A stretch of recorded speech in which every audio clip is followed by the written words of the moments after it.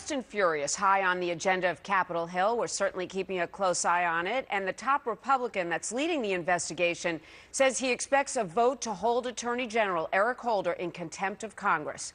No doubt that vote carries legal consequences, but some critics say it's merely a political gimmick. Joining us live, Republican Congressman Trey Gowdy from South Carolina, a member of the House Committee on Oversight and Government Reform. Congressman, good morning. Good morning. How are you? I'm doing great. You've been busy. I want to start by playing the sound from Nancy Pelosi of what she is accusing Republicans of having behind the push to hold Eric Holder accountable. Listen. They're going after Eric Holder because he is supporting measures to overturn these voter suppression initiatives in the states. This is no accident. It is no coincidence.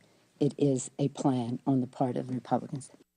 South Carolina, your home state, is one of the states that's trying to put into place voter ID laws and clamp down on voter fraud. So perhaps Nancy Pelosi's speaking about you. Is it true? No, and I'll harken back to what I said the other night. This is really beneath the dignity of someone who serves in Congress. It remains mind-numbingly stupid to try to connect the two issues.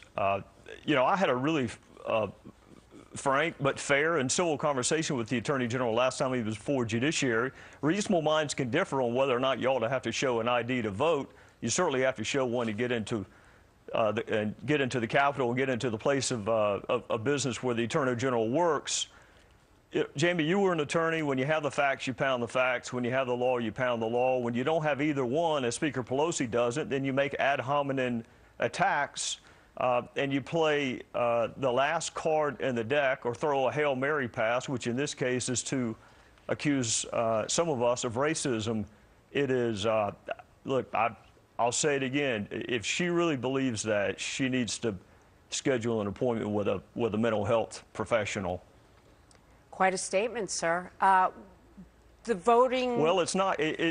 It's not quite as big a statement as accusing someone of racism who simply wants to know how a Border Patrol agent was murdered, how hundreds of Mexican citizens have been murdered.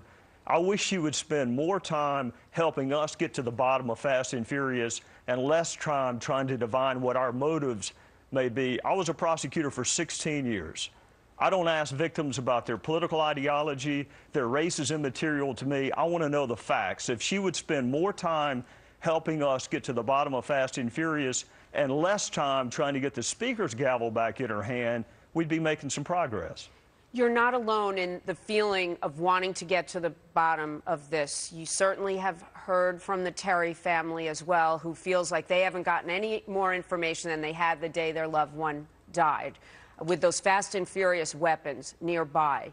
Eric Holder, I am told, has a compromise offer for Congress in terms of what he will release and what he won't. Should there be a compromise, or should you be entitled to free and full access to every document that exists? Well, Jamie, I would ask you, if I were privileged to come back on your show, if we reached a compromise or extraordinary accommodation, whatever euphemism the Attorney General wants to use this week, are you going to be satisfied if we only get half the documents?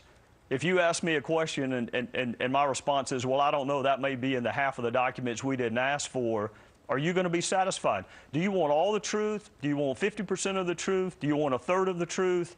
If you want all the truth, then you will want us to have all the documents. Some of these documents may exculpate or exonerate the Department of Justice and the Attorney General. I don't have any idea of knowing that. I just know human nature, and it's commonsensical to want to withhold information that is harmful to your case. You were an attorney. I was an attorney. Prosecutors didn't like to turn over information, sure, that Brady material that exculpated a defendant, but we did it anyway because we were required to. Congressman, do you believe that those who were responsible for what went so terribly wrong will be held accountable? It depends. It depends on whether or not the Attorney General helps us perform our constitutional responsibility to provide oversight. To be candid and to be fair, the Attorney General had a very distinguished career as a judge and a prosecutor, which I respect.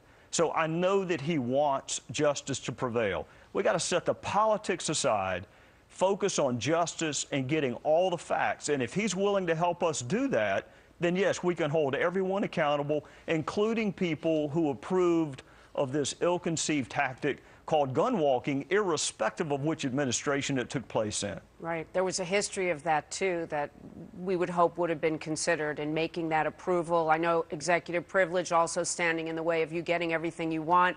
Please do come back. We appreciate it so much. Thank you. Congressman, have a great day. Thanks. Yes, ma'am.